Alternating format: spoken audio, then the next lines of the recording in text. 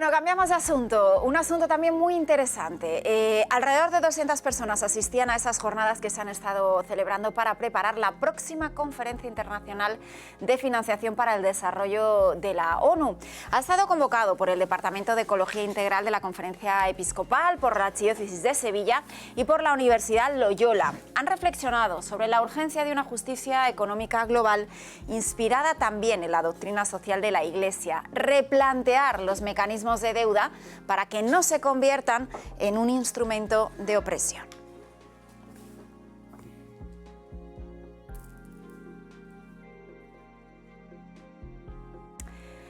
Marta Isabel González, ¿qué tal? Bienvenida. Muy bien, muchas gracias. Buenas tardes. Gracias. Fernando Distal, ¿cómo estás? Buenas, ¿qué tal? Bueno, pues hablamos de deuda, de desarrollo y de esas jornadas con las que se presenta este congreso y de la importancia de que esa deuda no se convierta, como dice el mensaje, en un sistema de opresión. Bueno, estoy todavía agotada porque he estado allí en Sevilla, porque además de las instituciones de Iglesia que has mencionado, de la Conferencia Episcopal, de la Archidiócesis de Sevilla, que estábamos viendo en las imágenes al arzobispo, que por cierto hizo una homilía impresionante, y también de la Universidad Loyola, que nos acogió con todos sus medios, una maravilla. Estábamos también diferentes organizaciones, como Enlázate por la Justicia, que es Caritas, CEDIS, Confer, Justicia y Paz, Manos Unidas y Redes, con todas las que engloba Redes, y estaba también apoyando el Hub de España, digamos la versión española de Economia Francesco, de la economía de Francisco. Muchos jóvenes, muchos alumnos de económicas.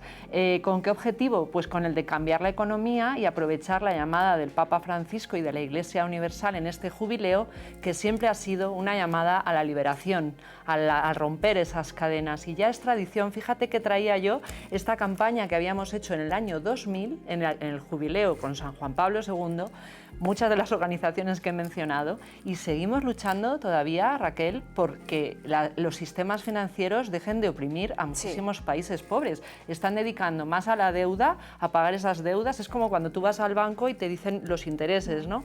Pues en ese sistema internacional, que en general es bastante justo, es como si de repente a los países más pobres les cobraran un 20% de intereses, están gastando más en pagar esos intereses que en asegurar la educación, la salud. Había dos datos precisamente de ellos llamativos, ¿eh? La mitad de los países menos desarrollados tienen una deuda que supera los 9 billones de dólares y unos 3.300 millones de personas destinan más dinero a pagar esos intereses de la deuda en lugar de invertir en salud o invertir en educación, por ejemplo. Es tremendo.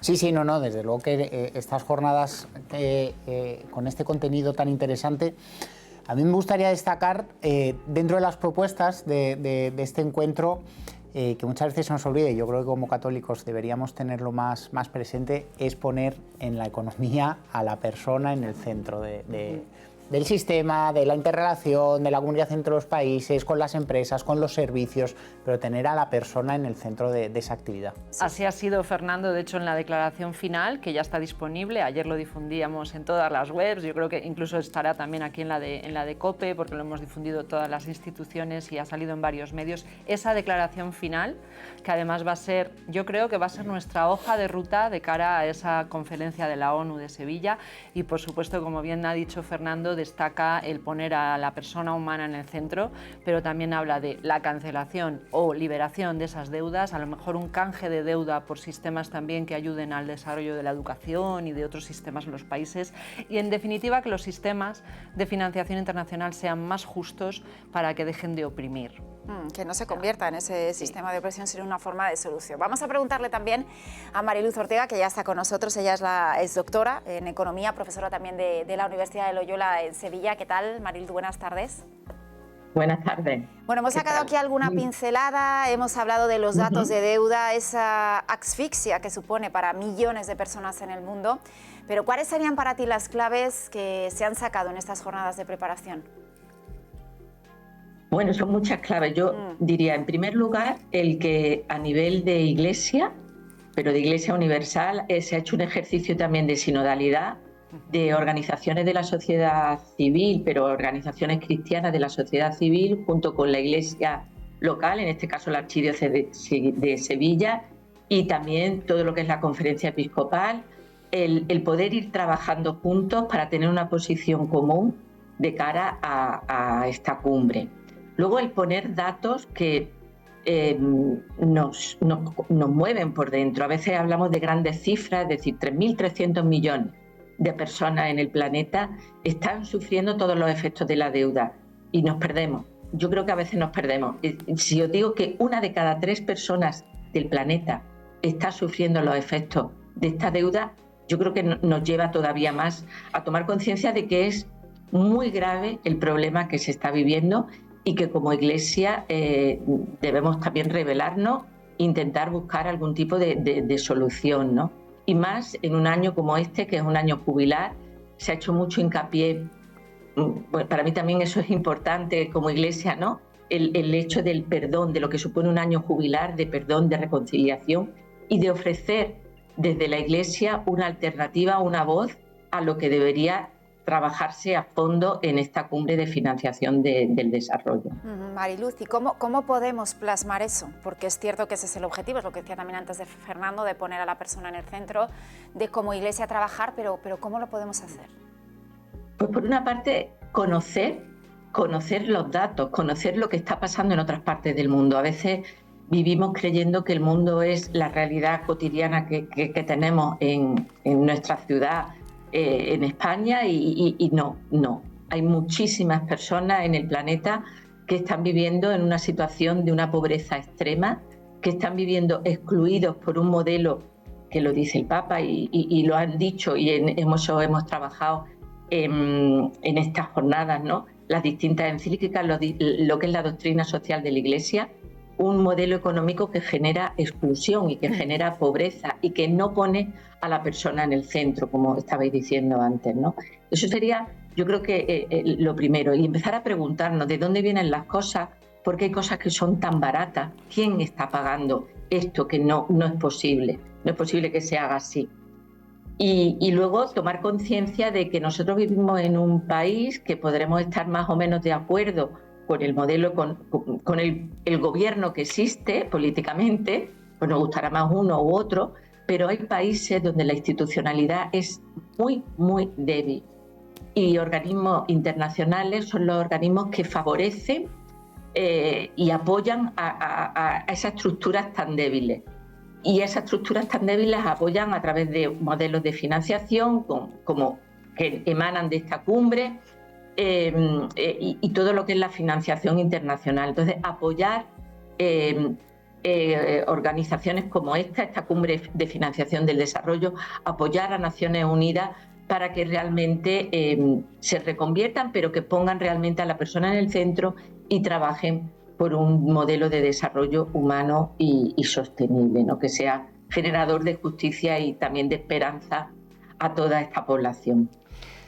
Mariluz, yo te quería preguntar, bueno, tú has sido además una de las organizadoras del evento. Ayer en la nota destacábamos, porque tuvimos conexiones en directo con el Vaticano, por ejemplo con el cardenal Peter Turson, canciller de la Pontificia Academia de las Ciencias y de las Ciencias Sociales, también con Emil Cekuda, además, como hemos mencionado, del monseñor José Ángel Saiz Meneses, el arzobispo de Sevilla, pero había muchas mujeres, tú eras una de ellas, ha estado también Marta Pedrajas y Jocelyn Rodríguez del Hub de España de Economía de Francisco, Sonia Olea de Cáritas, un tema de mujer que también es importante en la economía. Pero como habéis sacado lo que ha salido ayer, el manifiesto tiene 6 puntos, ¿cómo los resumirías tú para el público que nos escucha? Las 6 propuestas de esta jornada que nos va a acompañar hasta la conferencia de Sevilla. Bueno, lo primero es tomar conciencia de que la deuda es una deuda que viene de antaño. Mucha población nace con cuando nace ya tiene una deuda que no ha contraído y que por lo tanto no le está beneficiando. ¿Y por qué? Que nos preguntemos por qué. Entonces pedimos una cancelación de esa deuda o si no, un canje. Y vuelvo a lo que decía antes, si estos países tienen una institucionalidad muy débil, el canje de deuda lo que permite es ayudarles y acompañarles para que ese dinero que se debe, bueno, ustedes no lo pueden devolver, pero lo que les vamos a ayudar a que esa deuda la dediquen y asegurarnos que la están dedicando a salud y a educación, piensen que en el futuro la mayor parte de la población aún no ha nacido, pero va a nacer en África, va a nacer en países asiáticos, va a nacer en países muy pobres. Sin educación, difícilmente vamos a poder avanzar y difícilmente van a poder avanzar. Entonces, canje de deuda por educación, y canje de deuda también pedimos para el cuidado del medio ambiente y para la soberanía alimentaria. Luego, por otro lado, se habla también sobre las reglas del juego, ¿quién las está haciendo? Entonces, una nueva regulación que haga que esa deuda se pueda renegociar de una manera que los países puedan asumirla, y también una mayor transparencia en la deuda, ¿no? Porque muchas veces no se sabe ni cómo en manos de quién está la deuda, a quién realmente se le está debiendo, ¿no?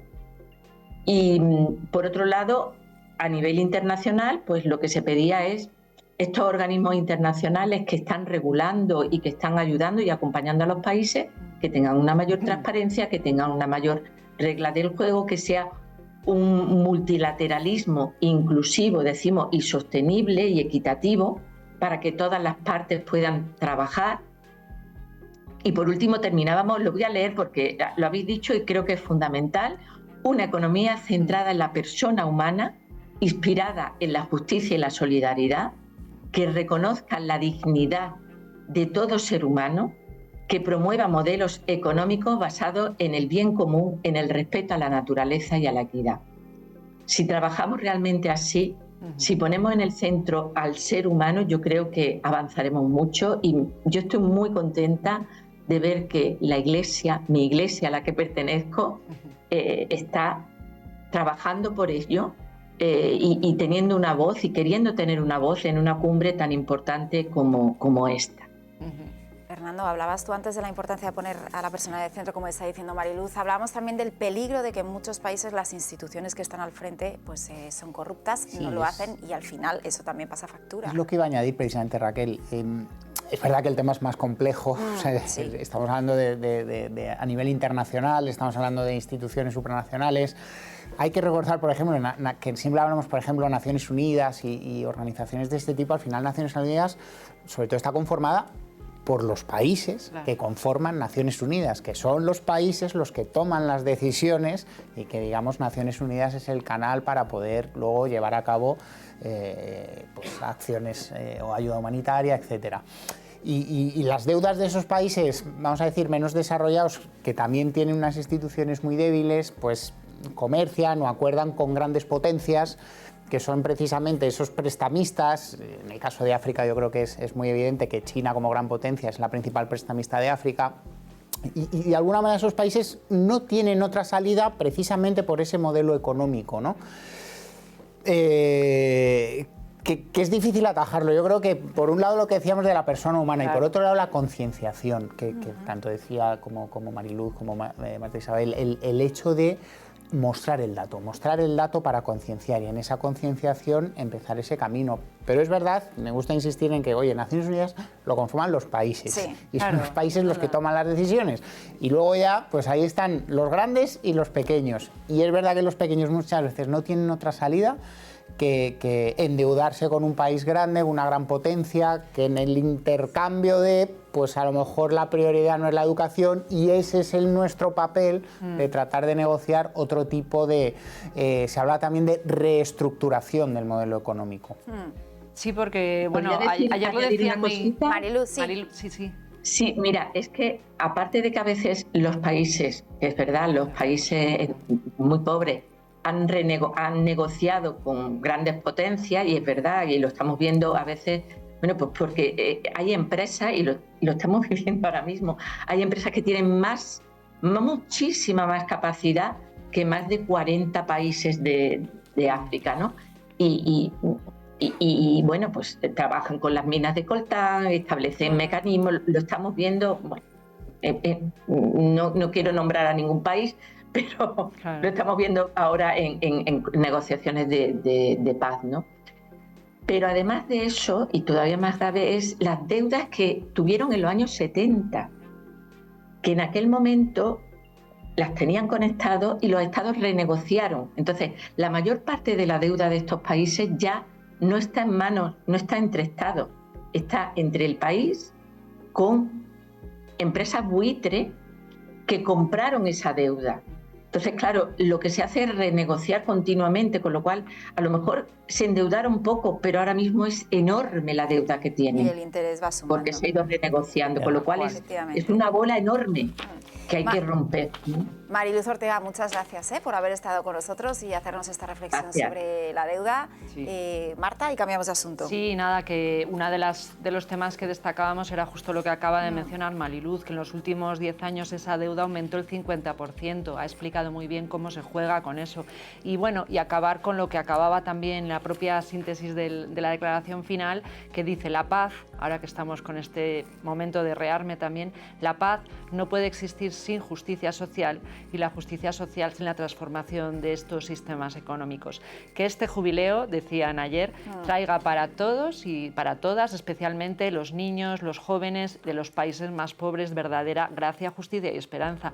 Estaba gente de Caritas Internationalis, estamos muy unidas a la Iglesia Universal, como ha dicho Mariluz, y esto es un continuará, os lo seguiremos contando. A partir del 30 de junio Exacto. seguiremos muy pendientes y se lo contaremos aquí.